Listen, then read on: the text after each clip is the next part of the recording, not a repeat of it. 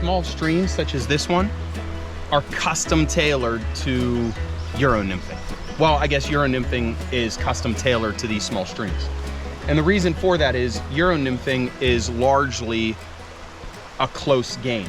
You need to get very close to the fish in order to catch them.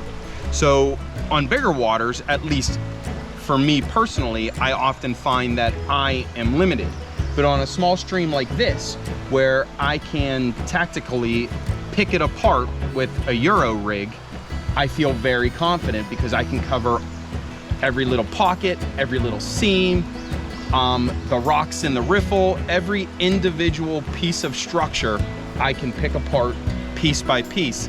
If I could give a number one piece of advice for fishing a small wild trout stream, is to fish every single fishy looking spot. If it looks fishy, give it a drift, give it 2 drifts, give it 3 drifts. You don't have to spend a lot of time. That's the other thing. Don't camp out on a small stream. You know, give every little piece of water 2, 3, 4 drifts. If you don't hook up, move on to the next fishy piece of water. And it might be 1 or 2 steps away. So it's not like you're racing up the stream trying to win a race. On a small stream like this, on, you know, a summer day where we have some sunlight, think about your shadow. You don't want to be putting your shadow over top of fish. Get as close to the fish as you think you feasibly can without spooking them, and use an upstream approach. And fish close. When I'm fishing a small stream like this, my drifts are anywhere from 2 feet at the smallest to 10 feet at the max. I'm thinking short, compact drifts. I'm not trying to, you know, swing my nymphs through, you know, 30 feet of run.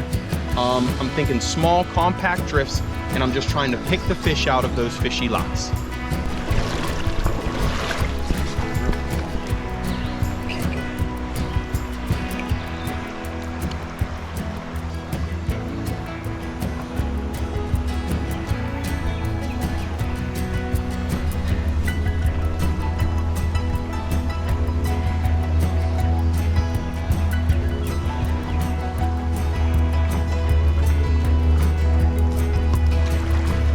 Well, that's a pretty fish, isn't it?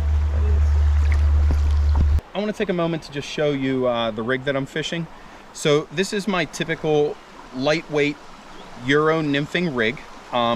It starts with a monofilament called Maxima Chameleon, and on my light rig here, it's 10 or 12 pound test, and I run about, I don't know, 15, 20 feet of that. Next, using a blood knot, I attach about a 2.5 section of another mono product called Amnesia.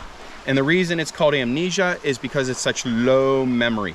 You rarely get kinks or twists in there, and it's a really good material to make the bridge between your running mono and your sighter mono, which is right here. My sighter is attached to the Amnesia with another blood knot. You can see that I run a little tag off of there. That just gives me a little better sight picture. This sighter is actually quite faded. It is the Cortland sighter material. It's my favorite sighter material. At the bottom of my sighter, we come to a tippet ring. I like the tippet rings in like the nickel black. They seem to work really nicely, and it's a tiny little tippet ring. And that's coming down to 7X tippet. I got a running tippet of about 2 feet, and then I have a second piece of tippet spliced on there so I can run my dropper down to my point fly. So there's a couple different ways to run a tag fly. You know, the classic way is just tying, you know, you have your tag up here and your point fly, and just go and bend the hook from the tag down to the point. Another way I've seen it done is people use a double surgeon knot, and after they're done tying it, they leave one of the tag ends from tying that knot really long, so then they can attach the tag. What I like to do is put a perfection loop in a short piece of line, and then I just loop it around my running tippet, and that allows this to slide to where I have my tippet spliced, and that acts as a stop knot so that it can't go any lower than that stop knot. And what I found is when I catch a fish on the tag, because it's not completely static all the time, you know, the fish can run up and down there, I imagine, that I end up snapping less fish off on the tag. There's been times where I've been fighting a fish and I've had my point fly hang up on the bottom, and then I've watched the fish running up and down my tippet, and I'm actually able to work in position to dislodge this, keep the fish on, and have a successful landing that way. You know, for this small stream, this is a larger and deeper run. And one thing that I've noticed is I do not have a lot of distance between my two flies here. So I think I'm gonna make an adjustment, and I'm gonna increase the distance. Like right now, it's probably only about 10 inches or so, which is really close. Usually I like running them about 12 to 15 inches apart. One thing I found is that when I'm fishing a tandem rig and my tag fly is too close to my point fly, I find that, I don't know if it's like a caution flag to the fish, but I feel that if they're running too closely together, that it can actually spook fish. It must not look natural.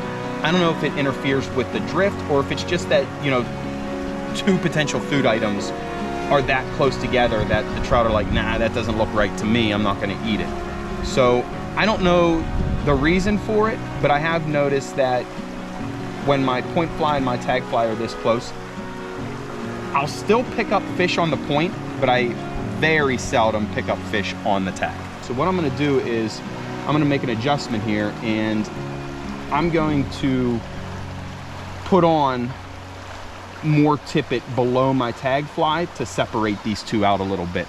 And that'll be good too, because our buddy Billy just fished through here, so it'll be good to rest this, and I think we should be able to get a pretty nice trout out of this run.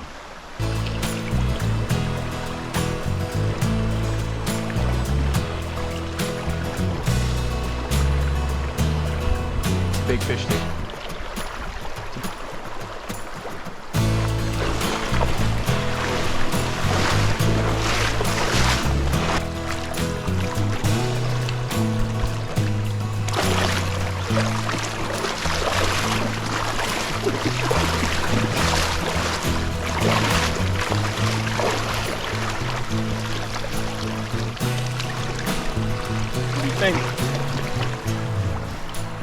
Sweet.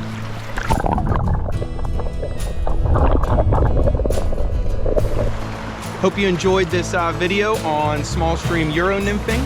Please like and subscribe, and we'll see you next time. There's a really nice. Wait, hold on, do that again. What? Take your hat off. Take your glasses. Now put your glasses on and say, like, we are now entering stealth mode. You're gonna get me beat up at school. We are now entering stealth mode.